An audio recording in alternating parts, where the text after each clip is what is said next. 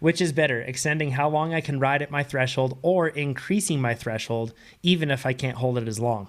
It's a fun question to think about. One of the things I like about Sweet Spot Base is that it has really lengthened the time that I can ride at threshold. But when I move into the build phase and my FTP increases, I'm worried I won't be able to keep up with the more intense workouts in build. Thanks, from Zach. So where do you want to start with this one, Chad?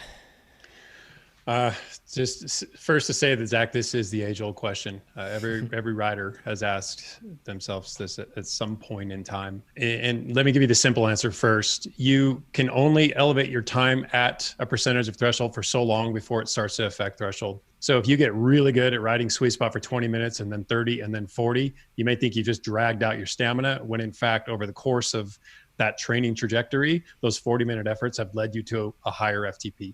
So you're not really working at sweet spot anymore. You probably dipped more into tempo. So your fitness improves whether you recognize it or not. But there is a point where you can simply improve stamina without maybe having as noticeable an impact on your FTP. Better is a tough word. Pretty simply, better is anything that keeps you in line with your goals. But it gets really complex when you look at those goals relative to what the athlete wants overall, what the training phase wants, what the plan trajectory wants, what the events are going to ask of the athlete.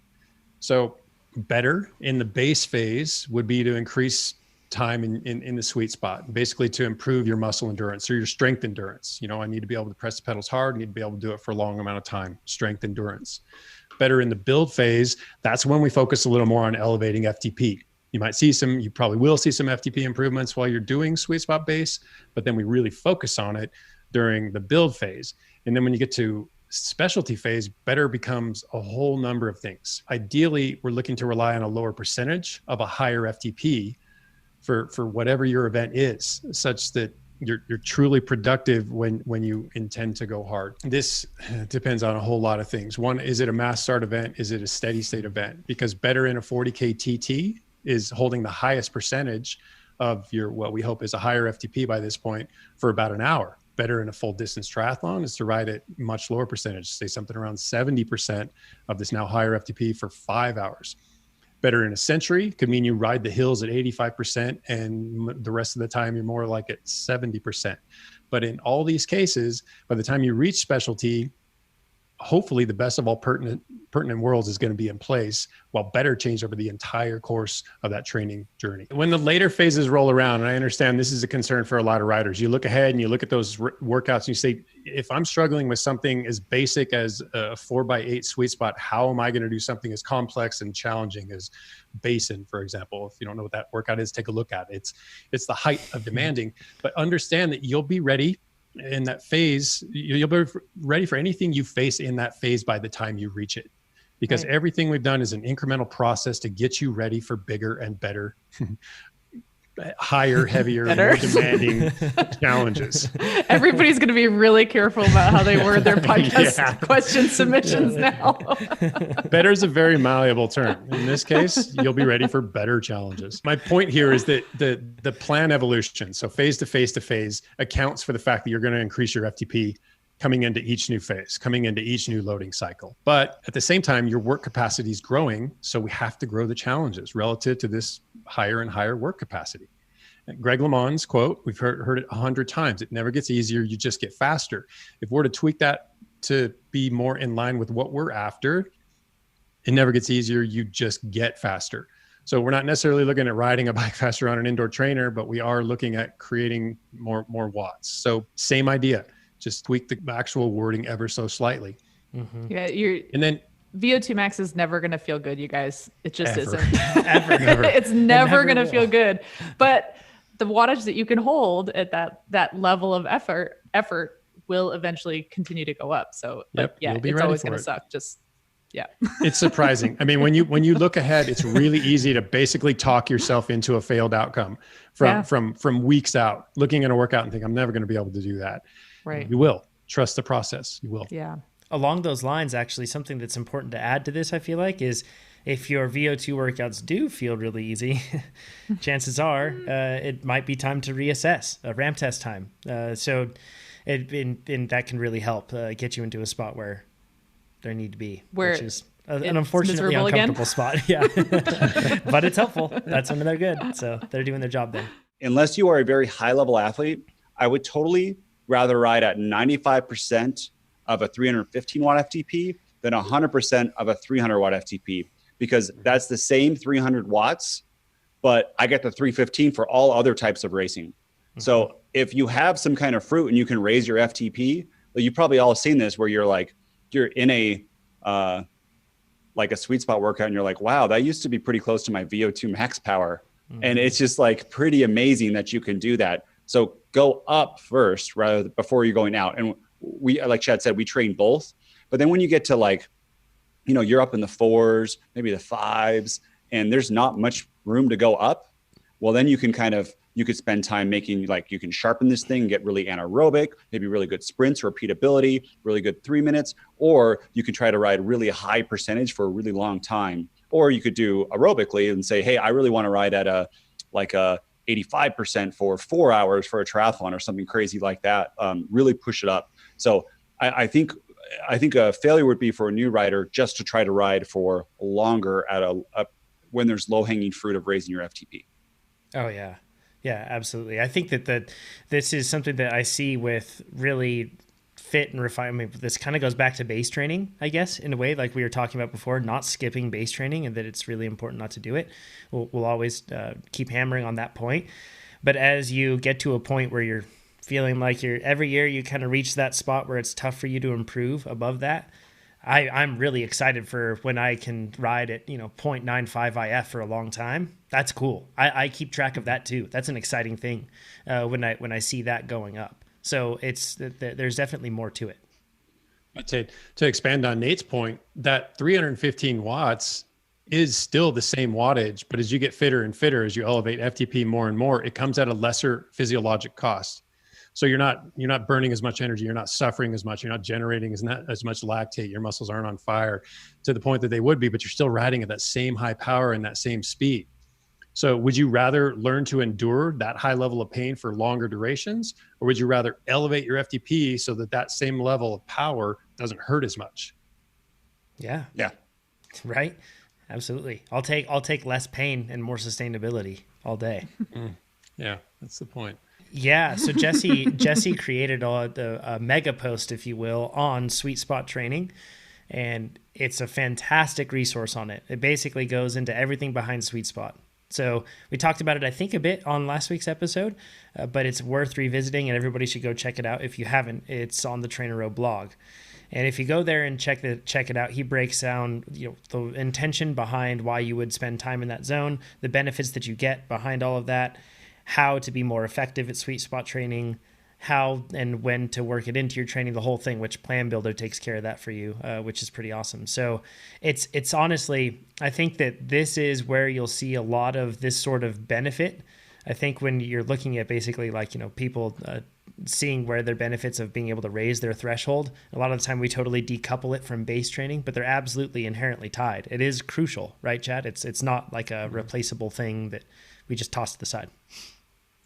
No, in fact, sweet spot, it pains me to a great extent when people talk poorly of sweet spot. It has its place, and its place is very wide ranging. So back in the day, I mean, we're talking well over 10 years ago, probably more like 15 years ago now, when Hunter Allen and Andrew Coggin put out their first training and racing with the power meter. Hunter owns sweet spot. It's basically his I think he's the one who kind of married high tempo with low threshold and called it the sweet spot. But Andrew Coggin recognized all the physiological benefits of working in that spot. So he said, and it still holds true, and I'm paraphrasing, that if all you did was sweet spot, you would never get dropped. You might not win a race, but you'd never get dropped. I disagree only slightly in that you can win a race by just training sweet spot. There's a lot of benefit that comes with being able to hammer a high percentage of your FTP for long periods of time. I mean, you can wear people down. You can just hang in there for a heck of a long time. So there are sweet spot tactics that can be employed that can be very effective, especially as race durations grow. On top of that, this power level it's a narrow band of watts, as I just alluded to, and it came about because it's tremendously effective. tempo riding only does so much. Threshold riding beats you up real good. But if you can find a spot that basically bleeds that line, this is what sweet spot is. And it's incredibly effective, and you can do a ton of it. We've talked about that over and over. I consider it to be pound for pound the best base training in a time constrained scenario. Also, if you've got a ton of time to log big miles, go crazy, go ride those long miles, enjoy long days in the backwoods or on the deserted roads, whatever it may be. But most of us don't have that luxury. So we have to make the most out of our minimized training time. And when it comes to base training, it's sweet spot is in my opinion, the best way to go about it. Not to mention, it provides a really strong base for so many other necessary racing capabilities.